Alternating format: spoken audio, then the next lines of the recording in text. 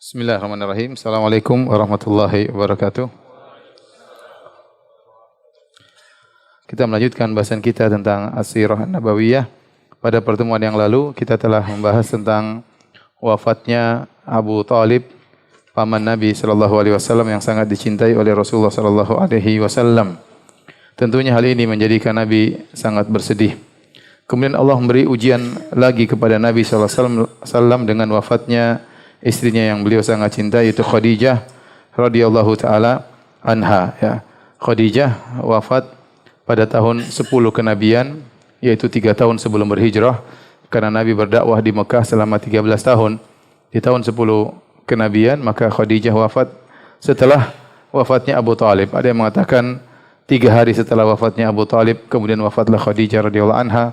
Ada yang mengatakan 2 bulan setelahnya atau beberapa waktu setelah wafatnya Abu Talib. Tentunya hal ini sangat menyedihkan Nabi sallallahu alaihi wasallam.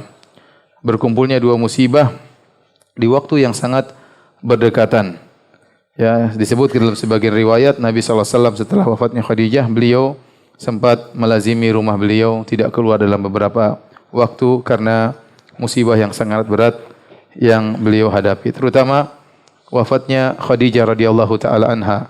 Ya, selama ini Rasulullah SAW berdakwah di luar, ya, menghadapi berbagai macam gangguan dan ujian. Beliau pulang mendapati pelipur lara, penyejuk hati istri beliau Khadijah radhiyallahu taala anha yang telah mengorbankan segalanya buat Nabi sallallahu alaihi wasallam. Mengorbankan waktunya, mengorbankan hartanya, ya, semuanya demi dakwah Rasulullah sallallahu alaihi wasallam. Dan sudah pernah kita sampaikan tentang keutamaan Khadijah radhiyallahu taala anha, hidup bersama Nabi selama 25 tahun. Beliau tidak pernah mengangkat suara beliau kepada Nabi sallallahu alaihi wasallam, selalu taat kepada suami beliau Nabi sallallahu alaihi wasallam. Oleh karena Nabi sallallahu alaihi wasallam ya sangat tidak mau menyakiti hati Khadijah radhiyallahu taala anha, maka selama 25 tahun Nabi disebutkan di antara balasan Nabi kepada Khadijah, Nabi tidak berpoligami, ya. Selama 25 tahun menikah dengan Khadijah, Nabi tidak berpoligami. Setelah Khadijah meninggal, baru kemudian Nabi sallallahu alaihi wasallam menikahi para wanita, ya. Oleh karenanya ibu-ibu kalau ingin tidak dipoligami, berusahalah jadi seperti siapa? Khadijah. Dan para suami juga jangan seperti gini modelnya, berusaha jadi Nabi sallallahu alaihi seperti Nabi sallallahu alaihi wasallam. Ya. Taib, hadirin hadirat yang dirahmati oleh Allah Subhanahu wa taala, ya, setelah Khadijah wafat, kemudian Nabi sallallahu alaihi wasallam menikah dengan Aisyah radhiyallahu taala anha. Menikah dengan Aisyah radhiyallahu taala anha waktu masih di Mekah, dan Aisyah masih berumur 6 tahun atau 7 tahun. Ya. Dalam hadis sahih, ya, riwayat Imam Muslim dan juga Imam Al-Bukhari, Aisyah radhiyallahu anha berkata, "Tazawwajani Rasulullah sallallahu alaihi wasallam wa ana bintu 6 sinin wa bana bi wa ana bintu 9 sinin." Rasulullah SAW menikahi aku tatkala usiaku 6 tahun dan hidup bareng bersamaku setelah aku berusia 9 tahun. Dalam riwayat Imam Ahmad dengan sanad yang sahih, Aisyah berkata, "Tazawwajani Rasulullah sallam, ya, mutawaffa Khadijah." Rasulullah SAW menikahiku setelah wafatnya Khadijah. Qabla makhrajihi ilal Madinah bisanatain aw thalathin, yaitu 2 tahun atau 3 tahun sebelum Nabi berhijrah. Wa ana bintu 7 sinin, dan aku waktu itu berusia 7 tahun. Para ulama menjamakkan, mengkompromikan, dalam riwayat disebut 6 tahun, dalam riwayat disebutkan 7 tahun, artinya Nabi menikahi Aisyah umur 6 tahun lebih, 6 tahun lebih, ya, yaitu 6 tahun menuju 7 tahun. Tetapi hanya melakukan akad nikah, dan itu biasa sampai sekarang, kebiasaan orang-orang Arab Saudi juga, mereka akad nikah, ya, tidak langsung tinggal serumah, ya. Sekarang setelah akad nikah baru kemudian walimah, terkadang 6 bulan kemudian, terkadang berbulan-bulan kemudian baru mereka hidup serumah, ya. Kalau kita alhamdulillah akad nikah siang hari, malamnya langsung malam pertama. Terkadang siang pertama langsung, tidak pakai malam pertama. Jadi semakin cepat semakin baik, ya. Jadi Aisyah dinikahi oleh Nabi sallallahu alaihi wasallam berusia 6 atau 7 tahun. Namun belum digauli oleh Nabi SAW. Beliau Aisyah digauli oleh Nabi atau tinggal serumah setelah Aisyah berumur berapa? 9 tahun. Kalau ada sebagian orang yang mencela dengan tuduhan-tuduhan yang tidak-tidak, mengatakan Muhammad SAW adalah pengikut hawa nafsu, menikahi anak masih kecil, ya. Ini semua perkara yang tidak benar. Pertama, bantahan yang pertama, Nabi SAW menikahi gadis cuma Aisyah radhiyallahu taala anha saja. Yang lainnya wanita-wanita umur 30 tahun ke atas atau 50 tahun ke atas atau lebih daripada itu, dan rata-rata adalah janda. Kalau Nabi mengikuti hawa nafsu tentunya, dan itu dibolehkan seorang lelaki menikah dengan gadis-gadis, apalagi Nabi betapa banyak wanita ingin dinikahi oleh Rasulullah sallallahu alaihi wasallam, maka Rasulullah SAW akan menikahi gadis seluruhnya. Namun kenyataannya tidak demikian. Yang gadis yang dinikahi satu-satunya oleh Nabi hanyalah siapa? Aisyah. Kemudian Nabi menikah menggauli Aisyah atau serumah dengan Aisyah berumur 9 tahun, itu bukan perkara yang mungkar di kalangan orang-orang Arab waktu itu. Kalau itu perkara yang mungkar, perkara yang menunjukkan syahwat dan yang lainnya, tentu sudah menjadi bahan olok-olokan, bahan ejekan oleh Abu Jahal dan kawan-kawannya. Tetapi sama sekali Abu Jahal dan kawan-kawannya tidak pernah mencela Nabi daripada sisi ini. Ini menunjukkan bahwasanya menikahi remaja berusia 9 tahun di zaman tersebut adalah hal yang biasa. Hal yang biasa, ya. Oleh karenanya celaan orang-orang kafir sekarang yang mencela Nabi SAW dengan tuduhan yang tidak, maka ini semua adalah tidak benar. Kemudian Nabi SAW setelah menikah dengan Aisyah, Nabi SAW menikah dengan Saudah binti Zam'ah, ya. Dan Nabi SAW setelah itu, dan Saudah sudah tua, ya, wanita sudah tua, beliau adalah janda. Sebelumnya Saudah radhiyallahu anha ummul mukminin bersuamikan sepupunya yaitu Sakran bin Amr, ya. Kemudian tatkala Sakran masuk Islam bersama Saudah, ya, kemudian mereka berhijrah ke negeri Habasyah, hijrah yang kedua. Tatkala balik ke kota Mekah, ya, suaminya meninggal dunia. Akhirnya Saudah menjadi seorang janda, dan akhirnya Nabi SAW menikahi Saudah radhiyallahu taala anha setelah menikah dengan Aisyah radhiyallahu taala anha. Setelah itu Nabi menikah wanita-wanita yang lain sampai jumlah istri beliau 9 istri. Jadi Aisyah adalah istri pertama. Setelah Khadijah meninggal dunia, yang jadi istri pertama siapa? Aisyah. Setelah itu Nabi menikah dengan 8 wanita setelah siapa? Aisyah. Tetapi yang paling dicintai oleh Nabi siapa? Aisyah, istri pertama, ya. Jadi tidak harus kalau seorang berpoligami kemudian nikah istri kedua, ketiga, akhirnya berarti istri pertama gagal atau istri pertama tidak dicintai lagi, ya. Dan tuduhan-tuduhan yang lainnya. Bisa jadi seorang laki mencintai istri pertama tapi dia menikah dengan wanita yang kedua, wanita yang ketiga dengan tujuan syar'i yang dia kehendaki. Tapi kita tidak ingin bahas panjang-panjang masalah ini, karena ini masalah yang sensitif.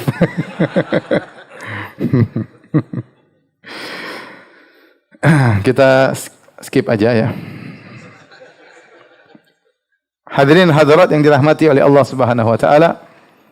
Setelah meninggalnya Abu Talib yang selama ini membela dakwah Nabi sallallahu alaihi wasallam meskipun dia kafir musyrik, ya, yang dia rela mati demi membela Muhammad sallallahu alaihi wasallam ponakannya, ya.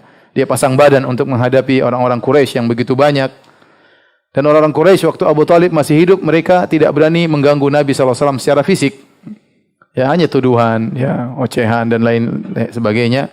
Tapi begitu Abu Talib meninggal dunia, maka mereka berani mengganggu Nabi sallallahu alaihi wasallam secara fisik. Oleh karenanya hadis-hadis yang bercerita Nabi diganggu oleh Abu Jahal, ya, kemudian ada yang meletakkan kotoran di pundak Nabi SAW, itu dibawakan oleh Ibnu Katsir. Seluruh kisah itu dibawakan kepada setelah wafatnya siapa? Abu Talib. Karena waktu Abu Talib masih hidup, mereka tidak bisa mengganggu secara fisik Nabi SAW.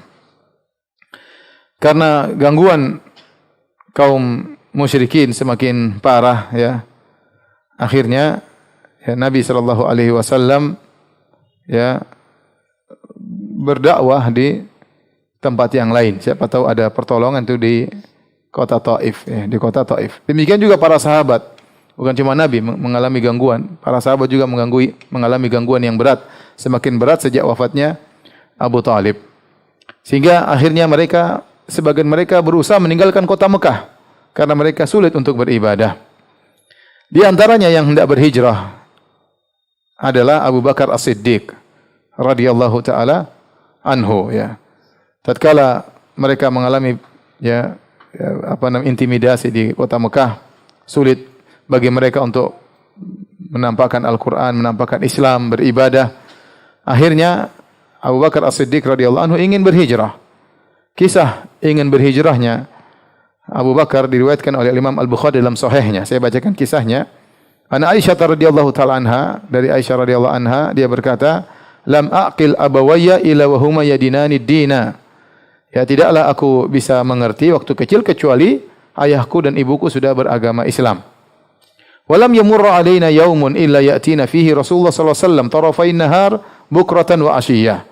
Tidaklah satu hari lewat pun kecuali Nabi pasti mampir ke rumahku. Entah pagi hari atau entah sore hari. Kata para ulama karena begitu cintanya Nabi kepada Abu Bakar, ya. Jadi Nabi setiap hari mampir ngobrol dengan siapa? Abu Bakar. Kalau enggak pagi hari, sore hari. Pada Nabi SAW berkata, "Zur ghibban tasdad hubban." Nabi yang mengajarkan, kunjungilah, ziarahilah, ya, sesekali maka akan semakin tumbuh rasa cinta. Artinya tatkala kita bersahabat tidak mesti tiap hari kita ketemu, tidak harus tiap hari kita ketemu. Ya, karena kalau tiap hari kita ketemu akhirnya jadi hambar, lagi pula pembahasan akhirnya ngalur ngidur ke sana ke sini, ya. Hari pertama ketemu ngobrol tentang dakwah. Hari kedua ngobrol tentang perkembangan dakwah. Hari ketiga ngobrol tentang kita-kita, ya. Hari keempat ngobrol tentang mereka-mereka. Hari kelima, hari keenam, hari ketujuh, hari kedelapan semuanya tentang poligami. Akhirnya pembahasan ngalor ngidur, tidak terarah, ngobrol ke sana, ngobrol ke sini, ya. Tapi kalau sesekali ketemu bisa fokus bicara tentang dakwah. Kecuali tiap hari ketemu karena ada urusan agama.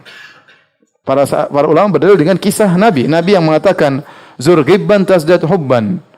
Kunjungilah sesekali maka akan semakin tambah rasa cinta, kecuali ada keperluan agama seperti dilakukan oleh Nabi tiap hari mengunjungi Abu Bakar, tiap hari, pagi atau sore hari. Kenapa? Karena ada urusan dakwah, sangat penting.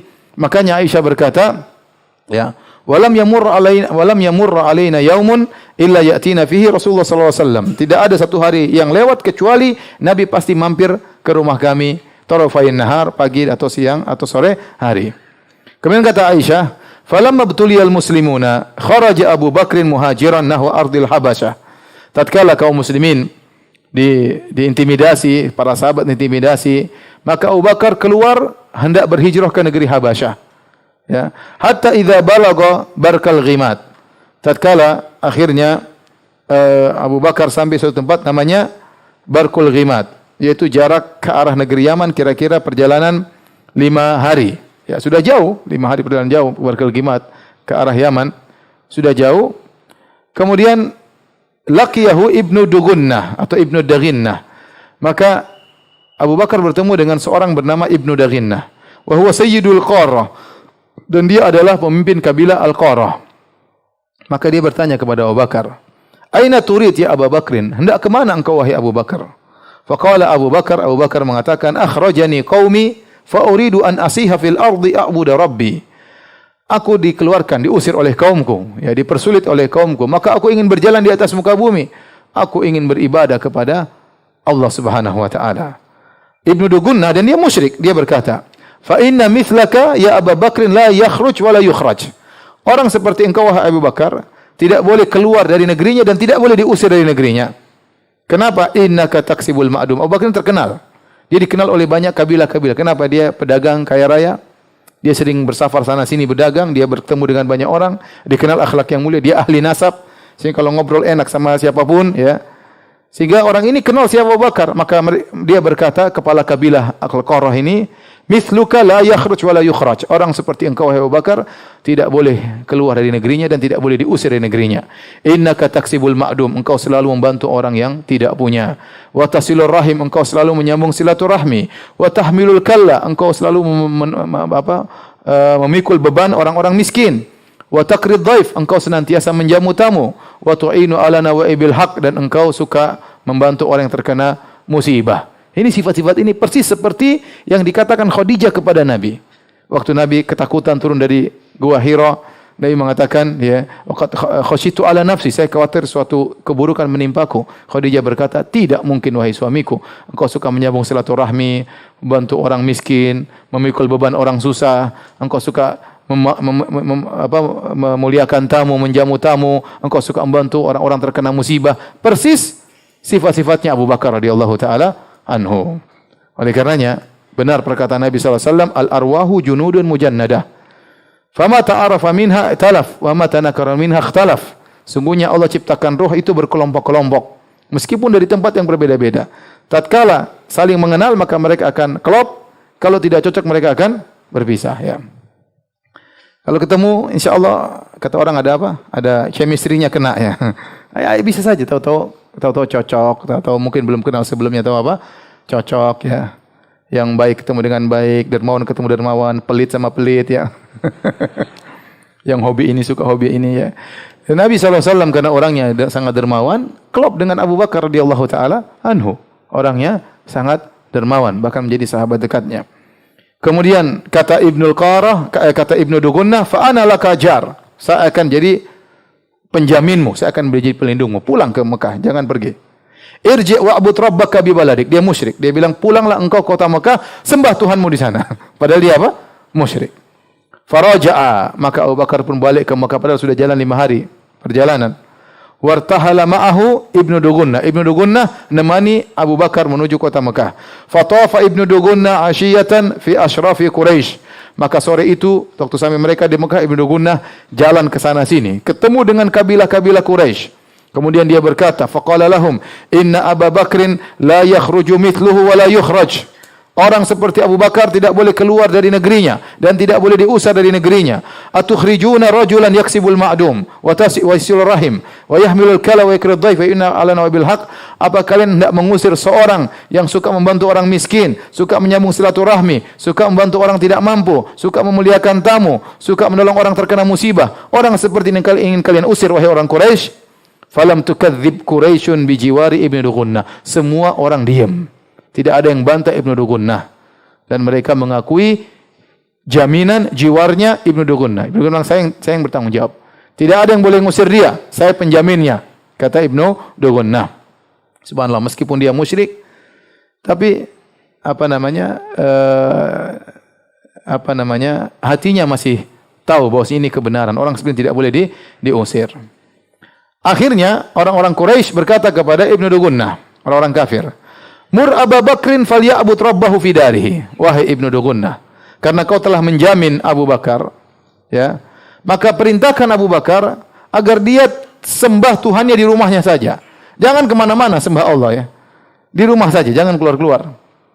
Falyusalli fiha. Salat di rumah saja, jangan keluar. Wal yaqra' ma syaa. Baca Quran terserah yang dia mau baca, tapi jangan baca di luar. Baca di mana? Di rumah. Kita terima, ya. Wala yu'dzina bidzalik. Jangan ganggu kami dengan salatnya dan bacaannya. Kami terganggu dengan salatnya dan bacaannya. Wala yasta'lin bihi, dan jangan dia terang-terangan, ya. Fa inna nakhsha an yaftina nisa'ana wa abna'ana. Kami khawatir salatnya, bacaan Qur'annya memfitnah istri-istri kami dan anak-anak kami. Nanti terpengaruh seperti dia. Tolong bilang dia kalau mau salat di rumah saja. Baca Quran terserah, mau baca khatam terserah, tapi di mana? Di rumah, jangan keluar. Faqala dzalika Ibnu Dugunnah li Abi Bakar. Maka kata Ibnu Dugunnah, wahai Abu Bakar, mereka punya syarat. Kamu harus salat di rumah saja, enggak boleh keluar-keluar. Kemudian falabitha Abu Bakr lidzalika ya'budu rabbahu fi dari. Akhirnya Abu Bakar nurut. Abu Bakar beberapa lama salat di rumah saja, baca Quran di rumah saja. Wala yasta'inu bi salatihi wala yaqra fi ghairi darihi. Dia hanya salat di rumah, tidak terang-terangan berdakwah, dan beliau hanya baca Quran dalam rumahnya saja. Tsumma badali Abi Bakrin fabtana masjidan bi fina'i darihi. Kemudian Abu Bakar punya ide, akhirnya dia bikin tempat untuk ibadah di pelataran rumahnya. Yang penting kan masih di rumah. Mulailah wa kana yusalli fihi, maka dia pun salat di luar rumah tapi masih di pelataran rumah, ya. wa yaqra'ul Qur'an, maka dia baca Quran. Fayanqadhifu alaihi nisa'ul musyrikin wa abna'uhu. Akhirnya para wanita-wanita kaum musyrikin, anak-anak mereka pada ngumpul semua ngerumuni Abu Bakar. Ya, karena Al-Qur'an itu isinya indah, mereka ngerti bahasa Arab. Abu Bakar baca salat, baca Quran keras-keras. Ya, sehingga mereka ngumpul ngerumuni Abu Bakar. Ya. Wa hum ya'jabuna minhu wa yanzuruna ilaihi. Dan mereka kagum dengan Al-Qur'an, kagum dengan Abu Bakar. Dan mereka melihat Abu Bakar ini ngapain? Kemudian baca Quran kok indah, setelah itu dipotong dengan ruku, sujud, bangun, baca Quran lagi, ya. Ini menakjubkan mereka, apalagi mereka ini kita bayangkan suatu kaum yang mereka pandai bahasa Arab. Kalau kita bahasa Indonesia, terus ada orang setiap berdiri baca syair-syair indah, kan kita tertarik, kira-kira demikian. Sementara ini kalam Rabbul Alamin, firman Allah Subhanahu wa taala, tentu di puncak keindahan sehingga mereka tertarik, mereka dengar. Apalagi Abu Bakar dikenal kalau baca luar biasa sambil nangis-nangis ya. Bayangkan ya. Ya. Ya, karena memang orang hobi yang nangis-nangis. Jadi waktu Abu Bakar baca semua tertarik. Akhirnya ya, wa kana Abu Bakrin rajulan bakkaan la yamliku ainaihi. Abu Bakar adalah orang yang suka menangis, tidak mampu dia menahan air matanya. Idza qara al-Qur'an, kalau dia baca Quran dia mudah menangis. Hal ini menjadikan orang-orang Quraisy ketakutan. Ini yang kita khawatirkan ini. Dia baca di luar, orang-orang pada ngumpul semuanya.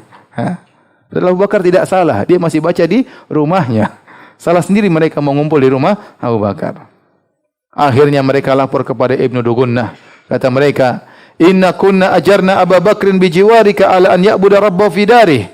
Wahai Ibnu Dugunnah, kami dulu menerima jaminanmu terhadap Abu Bakar dengan syarat dia beribadah hanya di rumahnya. Sekarang dia sudah melanggar. Dia bikin tempat solat di pekarangan rumahnya dan dia terang-terangan solat dan dia baca Quran di situ. Kami khawatir dia akan memfitnah ya istri-istri kami dan anak-anak kami, maka laranglah dia. Suruh masuk dalam rumah, jangan di luar. Fa in ahabba an yaqtasira ala an ya'budu rabbahu fi darih fa'al wa in aba illa an yu'lin bidzalika fasul an yuradda ilaika dhimmatak. Kalau dia mau ibadah dalam rumahnya, maka silakan. Kalau dia tidak mau, maka minta kembali darinya jaminanmu. Akhirnya dia pun pergi ke Abu Bakar radhiyallahu anhu. Kemudian Abu Bakar mengatakan, saya tidak mau, ya, saya kembalikan jaminanmu wa ardu bi jiwari rabbi, dan aku ridha dengan jaminan dari Allah Subhanahu wa taala, ya. Ini menunjukkan bagaimana setelah Abu Talib meninggal dunia kondisi semakin parah. Sampai Abu Bakar yang mereka biasanya tidak mengganggu Abu Bakar karena dia saudagar kaya raya, mereka segan dengan Abu Bakar, akhirnya terganggu juga. Kenapa? Kondisi sudah sangat parah. Nabi SAW tatkala melihat kondisi yang berat, ya, pada tahun sekitar 10 kenabian, dakwah sudah sulit, semua usaha sudah dicoba, gagal sana sini, maka Nabi tidak putus asa, ya. Maka beliau mencari lahan dakwah yang lain. Maka beliau berpikir untuk pergi ke Taif. Taif waktu itu adalah kota besar nomor 2. Kota besar nomor 2, ya. Ya, setelah kota Mekah. Mekah ibu kota di Jazirah Arab. Taif itu kota besar nomor 2 dan di sana ada suku yang lain, yaitu dari kabilah Thaqif, ya. Bukan Quraisy, tapi dari Thaqif yang Nabi berharap mereka mau menerima Islam. Karena di Mekah sudah tertolak, maka Nabi sallallahu alaihi wasallam pun pergi menuju ke kota yang lain, yaitu di kota Taif. Apalagi Nabi dahulu pernah tinggal di sana semasa kecil, ada orang-orang yang dia kenal, ya. Maka Nabi sengaja pergi ke sana dan dia ditemani oleh budaknya Zaid bin Harithah radhiyallahu taala anhu, atau anak angkat beliau radhiyallahu taala anhu. Siapa tahu mereka menerima dakwah Nabi sallallahu alaihi wasallam. Yang disebutkan Nabi sallallahu alaihi wasallam tidak naik kendaraan. Nabi keluar diam-diam. Karena kalau Nabi keluar diketahui oleh orang-orang Quraisy akan jadi bahan ejekan. Lihat Muhammad sudah gagal di Mekah, dia pergi ke tempat lain, akan jadi bahan ejekan. Maka Nabi sallallahu alaihi wasallam keluar diam-diam bersama Zaid bin Harithah menuju ke kota Taif dengan perjalanan kira-kira 80 km. Ya. Pergi dan pulang jalan kaki. Tatkala Nabi SAW sampai di Taif, ya, Nabi berusaha bertemu dengan pembesar-pembesar kota Taif. Dan penguasa kota Taif tatkala itu ada 3 orang bersaudara. Mereka adalah Abdun Yalail bin Amr bin Umair, wa Mas'ud bin Amr bin Umair, wa Habib bin Amr bin Umair, yaitu Abdun Yalail, Mas'ud dan Habib. Ini 3 orang pembesar kota Taif tatkala itu. Ya. Maka Nabi SAW pun bertemu dengan mereka dengan harapan kalau pembesar-pembesar ini masuk Islam, anak buahnya sangat mudah untuk masuk Islam. Itu strategi dakwah Nabi SAW, mendekati pembesar-pembesar, karena secara logika kalau pembesar-pembesar ini masuk Islam, anak buahnya akan ikut. Maka mulailah Nabi SAW mendakwahi mereka, duduk bersama Nabi SAW. Nabi sampaikan Islam kepada mereka. Apa yang terjadi di luar dugaan Nabi SAW? Maka mereka menjawab dengan kata-kata yang sangat kasar. Berkata salah seorang dari 3 orang tersebut, huwa yamrutu thiyabal ka'bati in kana Allah arsalak. Dia berkata, saya akan merobek-robek, melepas kiswah Ka'bah kalau Allah utus kamu, ya. Kalau memang kau nabi, saya akan robek-robek kiswah Ka'bah. Dan ini benar-benar penghinaan. Yang satu berkata, ama wajadallah ahadan yursiluhu ghairak. Apakah Allah tidak temukan orang lain yang jadi nabi? Kok kamu yang jadi nabi? Ya. Apa enggak ada orang lain sudah habis kok kamu jadi nabi? Ini juga penghinaan yang luar biasa. Yang satu lagi berkata yang ketiga, wallahi la ukallimuka abada. Demi Allah aku tidak akan ngomong sama kamu selamanya. La in kunta rasulan min Allah kama taqul la anta a'zamu khataran min an arudda alaikal kalam. Kalau ternyata benar kau seorang rasul, utusan Allah, maka aku bahaya kalau membantah perkataanmu. Wa la in kunta takdzib ala Allah yang bagi an alla ukallimak. Kalau ternyata engkau pendusta, maka aku tidak perlu ngomong sama kamu. Akhirnya waktu Nabi tahu mereka menolak dakwah Nabi, maka Nabi pesan kepada mereka, kata Nabi SAW, in fa'altum ma fa'altum, kalau inilah sikap kalian terhadap dakwahku, faktumu anni, maka tolong sembunyikan tentang kejadian ini. Jangan sampai berkoar-koar akhirnya sampai kepada orang-orang Quraisy. Akhirnya mereka akan mencela Nabi, menghina Nabi. Kata Nabi, faktumu anni, tolong sembunyikan perkara ini. Ya.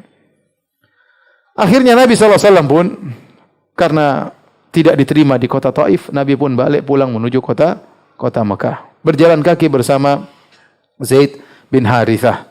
Ya. Dan mereka kasar kepada Nabi. Kata mereka kepada Nabi, ukhruj min baladina. Keluarlah engkau dari negeri kami. Nabi diusir. Balik penduduk kota Taif. Akhirnya mereka ya memprovokasi anak-anak muda, anak kecil, orang-orang gila. Waktu Nabi keluar disambut oleh orang-orang gila, orang bodoh, anak kecil. Mereka menghina-hina Nabi SAW. Mereka teriak-teriak, kumpulah. Dan mereka melempari Nabi SAW.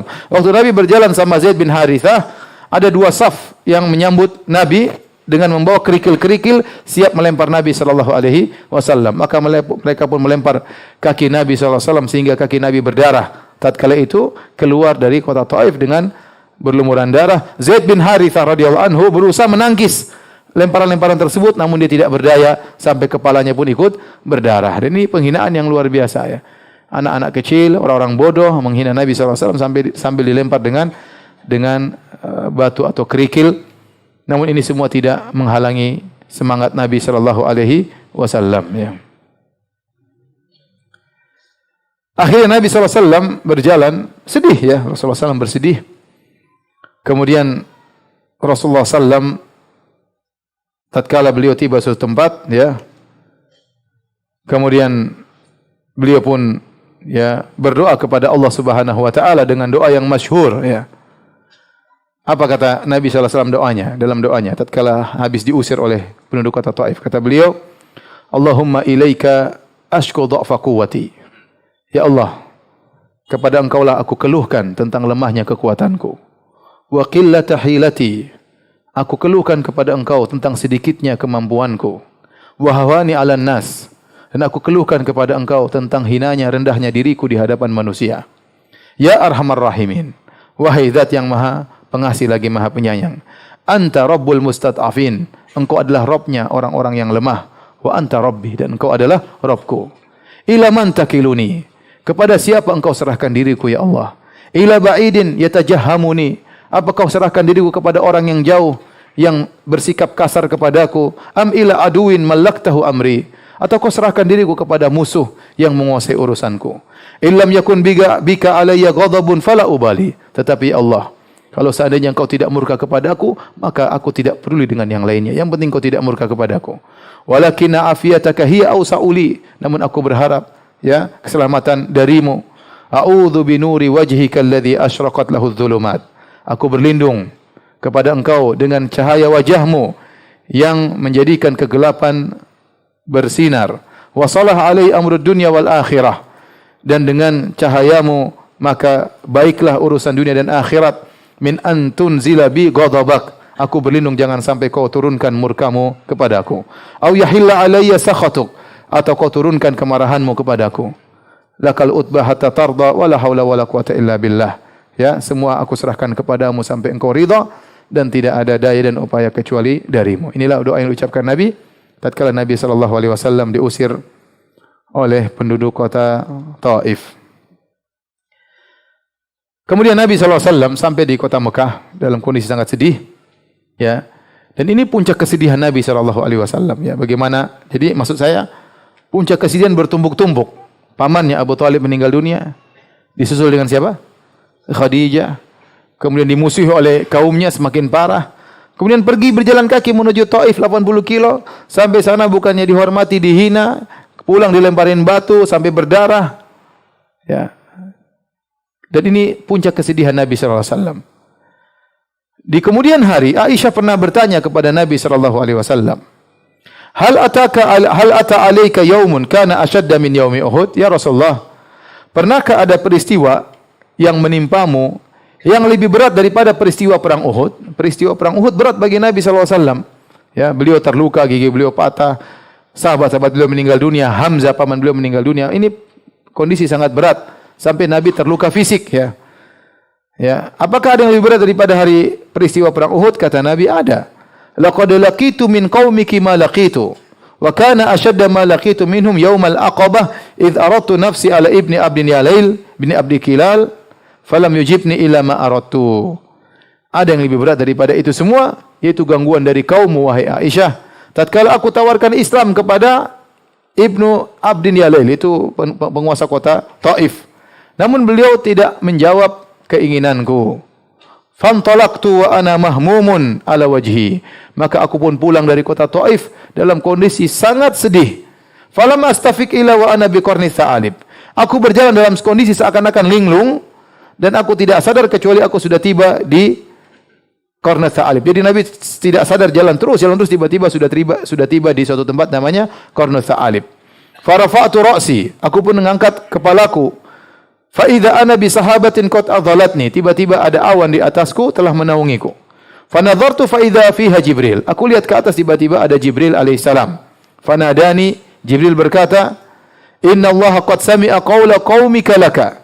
Wahai Muhammad, sungguhnya Allah telah mendengar perkataan kaummu kepada dirimu, yaitu cercaan, hinaan. Ya, Nabi berat, ya. Berat tatkala dihina, tatkala caci maki, direndahkan. Apa Allah tidak temukan orang lain? Kok kamu yang jadi rasul? Ini penghinaan.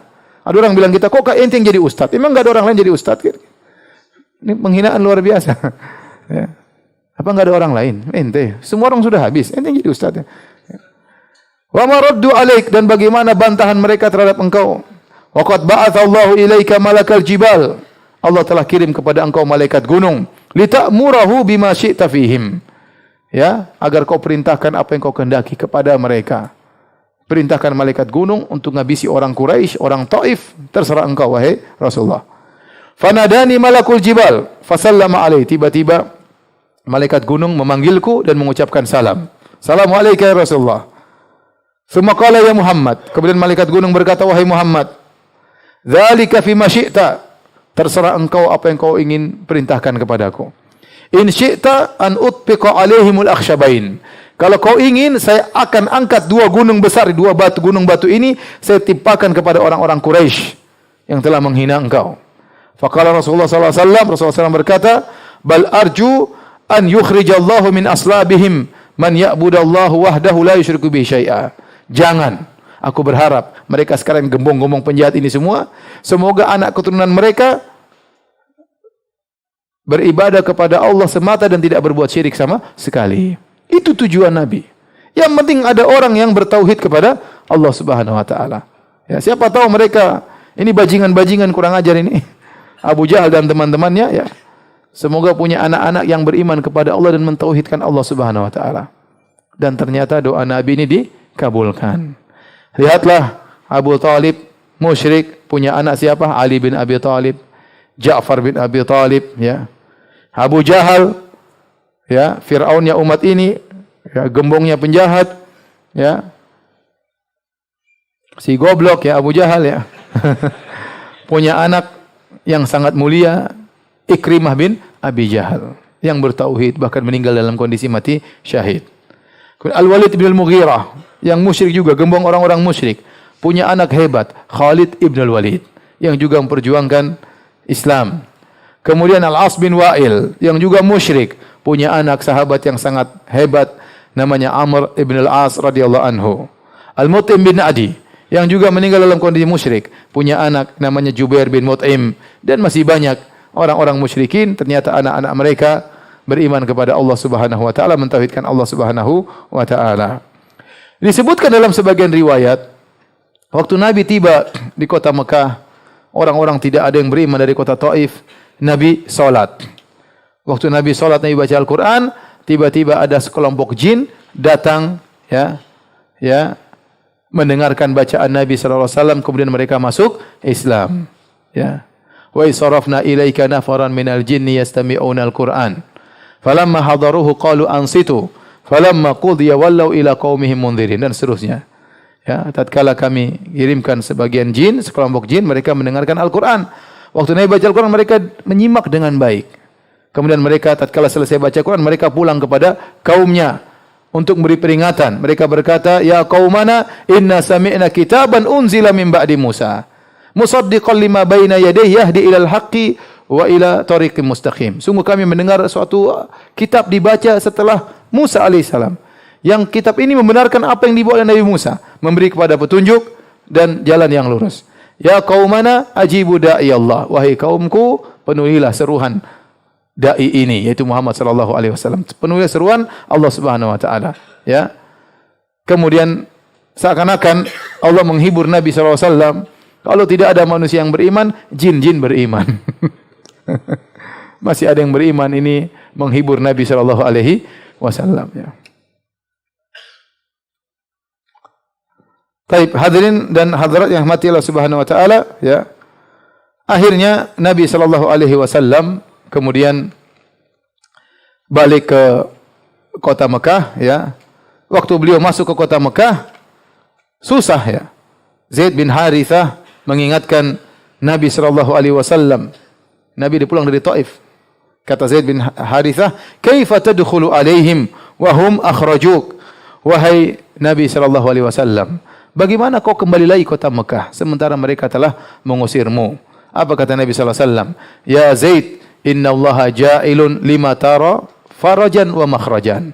Wahai Zaid, ingatlah apa yang kau lihat, kesulitan yang kita hadapi ini, Allah akan memberikan solusi bagi kita. Wa innallaha nasiru dinihi wa mudhiru nabiyhi. Ketahuilah Allah akan menolong agamanya dan Allah akan memenangkan nabinya. Akhirnya, ya, Rasulullah sallallahu alaihi wasallam, ya, minta tolong, ya, kepada orang yang mau menjaminnya supaya bisa kembali ke kota Mekah. Dan ada seorang musyrik namanya Mut'im bin Adi. Dia ini musyrik, ya, tetapi dia baik, ya, karena dia juga Quraisy. Dia juga tahu kebaikan Nabi sallallahu alaihi wasallam. Akhirnya dia yang menjadi penjamin Nabi sallallahu alaihi wasallam, sehingga akhirnya Nabi bisa masuk kembali ke kota Mekah dengan jaminan dari Mut'im bin Adi, ya. Mut'im bin Adi meninggal dalam kondisi musyrik, ya. Dan Nabi tidak lupa dengan kebaikan Al-Mut'im bin Adi ini. Tatkala di kemudian hari terjadi perang Badar, ya.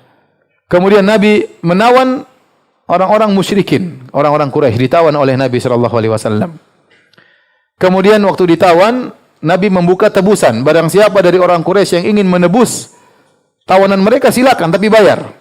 Ada yang bayar dengan sekian gram emas, sekian kilogram emas supaya bisa dikembalikan ke kota Mekah. Tapi Nabi sallallahu alaihi wasallam berkata, "Law kana al-Mut'im bin Adi hayyan, thumma kallamani fi haula'in natana la taraktuhum lahu." Kata Nabi, seandainya Al-Mut'im bin Adi, yaitu yang pernah menolong saya waktu saya pulang dari Taif, seandainya dia masih hidup dan dia musyrik tapi dia masih hidup, kemudian dia bilang, "Saya Muhammad bebaskan tawanan-tawanan itu," aku akan bebaskan mereka semuanya. Dan Nabi ingat jasa baiknya. Jadi Nabi tidak lupa, meskipun orang musyrik kalau baik, Nabi tidak lupa dengan jasa kebaikan seseorang, meskipun orang tersebut musyrik. Ini menunjukkan bagaimana akhlaknya Nabi sallallahu alaihi wasallam, ya. Setelah kondisi semakin berat, ya, kemudian Allah Subhanahu wa taala menghibur Nabi sallallahu alaihi wasallam dengan suatu peristiwa yang sangat mulia. Peristiwa tersebut namanya peristiwa Al-Isra wal Mi'raj. Itu terjadi di puncak-puncak kesedihan Nabi sallallahu alaihi wasallam, ya. Agar Allah menguatkan iman Nabi, menguatkan hati Nabi sallallahu alaihi wasallam, sampai akhirnya Jibril datang mencuci jantung Nabi untuk kedua kalinya agar Nabi bisa berangkat ke atas langit yang ketujuh, mencapai suatu tempat yang tidak pernah dicapai oleh makhluk yang lainnya, untuk bertemu langsung dengan Allah Subhanahu wa taala, berbicara langsung dengan Allah Subhanahu wa taala, untuk mendapatkan perintah salat 5 waktu, ya. Namun pembahasan Isra Mi'raj pembahasannya panjang, maka kita tunda pada pertemuan berikutnya insyaallah taala. Kalau ada yang bertanya, saya persilahkan, ya. 6 menit lagi azan. Yang bertanya saya persilahkan. Wallahu taala alam bisawab.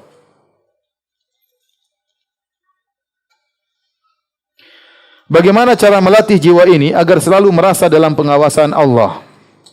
Ya akhi, Allah berfirman dalam surat Ar-Ra'd, kata Allah Subhanahu wa taala, "Afaman huwa qa'imun ala kulli nafsin bima kasabat." Ya. Apakah Allah Subhanahu wa taala yang mengurusi setiap jiwa? Jadi Allah Subhanahu wa taala ngurusi kita ini secara detail.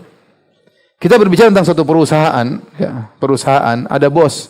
Bos nggak mungkin ngurusi semua anak buahnya. Dia pasti ngurusi manajer dan staf-staf. Nanti staf-staf baru ngurusi yang di bawahnya lagi.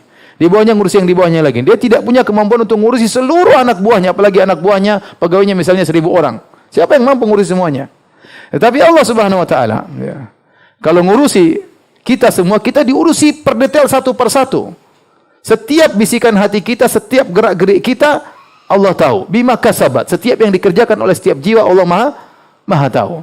Ya, oleh karenanya ada kisah tentang seorang yang dia masuk Islam gara-gara awalnya dia dokter, tidak mungkin antum sudah dengar ceritanya. Dia dokter, dia tidak beriman kepada Allah Subhanahu wa taala. Kemudian dia anak pertamanya sehat, anak keduanya sakit. Dan anak keduanya diperkirakan akan meninggal dunia. Sehingga akhirnya teman-teman dokternya ingin melaksanakan operasi terhadap anaknya tersebut. Namun dia tidak boleh ikut karena khawatir terjadi apa yang terjadi, namanya ayah tidak tega melihat anaknya. Akhirnya akan menangani operasi adalah teman-temannya. Dia tidak percaya kepada Tuhan. Maka kemudian dia waktu itu berdoa, "Ya Tuhan, kalau Kau ada, selamatkan anakku.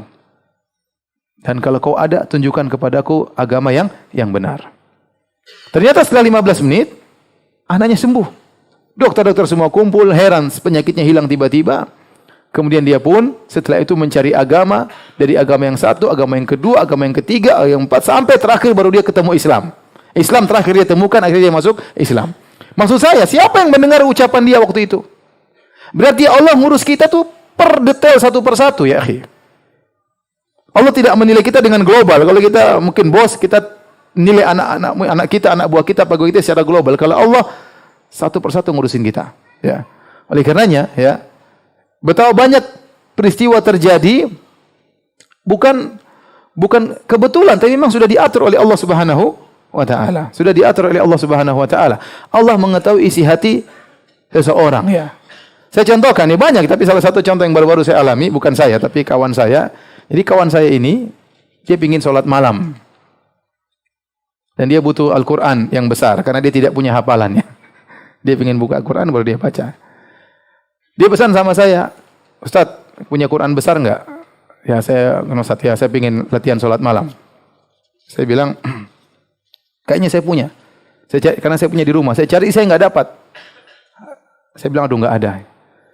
Akhirnya saya umrah ke Madinah, dan di Madinah tempat percetakan Quran. Dan dia lupa pesan saya untuk carikan Quran di Madinah. Kemudian saya juga lupa. Ya. Akhirnya saya pergi ke Mekah. Di Mekah baru dia WA, Ustadz, jangan lupa cariin Quran. Saya bilang, kamu nih, saya sudah di Madinah sudah di Mekah baru bilang, coba di Madinah, di Mekah di mana percetakan Quran? Enggak ada. Tapi saya cariin. Saya cari, enggak dapat. Quran yang diinginkan itu enggak dapat. Qadarullah, saya tahu hati saya tertarik ingin telepon kawan saya dari Riyadh. Iseng-iseng aja. Saya telepon, fulan gimana kabar antum? Ya, baik-baik ya. Saya lagi di Madinah ini, lagi di Mekah, umrah. Oh gitu ya. Waduh, saya jauh sekali. Saya di Riyadh, habis Riyadh masih lagi jauh lagi, ya. Masih di Riyadh, masih daerah lagi, masih jauh lagi. Oh ya, enggak apa-apa, besok saya sudah pulang, saya bilang. Lusa saya pulang. Sudah, saya matikan HP. Besoknya tahu-tahu dia WA saya, Firanda, saya lagi berjalan menuju Mekah mau umrah.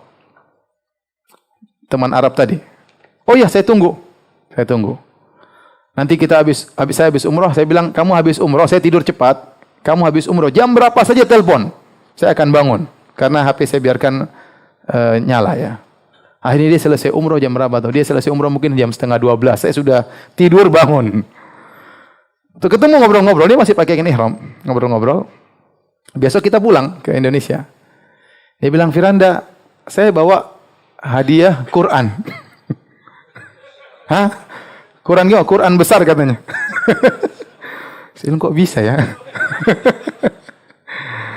Itu enggak mungkin kebetulan ya. Dia buat saya Al-Quran. Saya butuh, kalaupun Quran kecil. Saya pun baca Quran di HP ya. Ngapain saya Quran besar? Memang saya orang tua ya. Tetapi subhanallah, dia bawa Quran tersebut. Akhirnya saya telepon kawan saya. Ente, Masya Allah. Niat dia itu Allah tahu, itu tidak.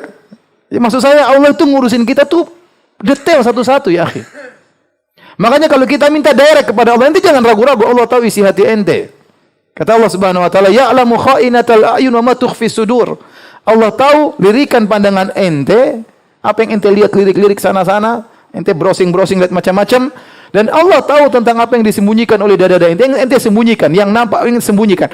Apalagi yang ente ungkapkan. Yang ente sembunyikan dalam relung hati yang paling dalam, ente ikhlas, ente riya, ente syahwat, ente apa, Allah tahu semuanya. Jadi Allah mengurus kita itu secara detail. Tuhan kita itu mengurus kita secara detail. Ente jangan merasa ditinggalkan oleh Allah. Allah tidak pernah meninggalkan ente. Cuma ente maksiat atau tidak kepada Allah Subhanahu wa taala. Kalau ente taat kepada Allah, Allah tahu semua gerak-gerik ente. Ini melatih kita untuk ikhlas kepada Allah. Tidak perlu orang tahu. Allah tahu isi hati saya kok. Saya punya niat, kalau niat tulus, Allah tahu. Allah pasti tahu, bukan tidak tahu, pasti. Kalau ente ragu, ente kafir kepada Allah. Allah pasti tahu isi hati Anda. Apalagi apa yang Anda lakukan. Dan Allah mengurus kita itu satu persatu secara detail. Beda dengan manusia, bos ngurusin anak buahnya paling secara global, tidak mungkin dia urus secara detail. Ya. Jadi kalau seorang bisa menghindarkan dalam hatinya bahwasanya Allah Maha mengetahui apa yang dia lakukan, maka dia akan mudah menghindarkan diri dari maksiat. Kalau lagi bersendirian, pengen browsing, Allah tahu saya lakukan apa. Detail Allah tahu ya. Dan ada dampaknya. Kalau saya begini ada dampaknya. Ikhwan, para ulama khilaf tentang maksiat yang sudah dilakukan, kalau seorang sudah bertobat darinya, apakah masih dilihatkan kembali pada hari kiamat atau tidak? Sebagian ulama berpendapat bahwasanya kalau kita maksiat kemudian kita sudah bertobat, maka Allah akan hapuskan. Sebagian ulama berpendapat demikian. Mereka berdalil dengan dalil umum seperti at-taibu minadz-dzam kaman la dzamba lahu.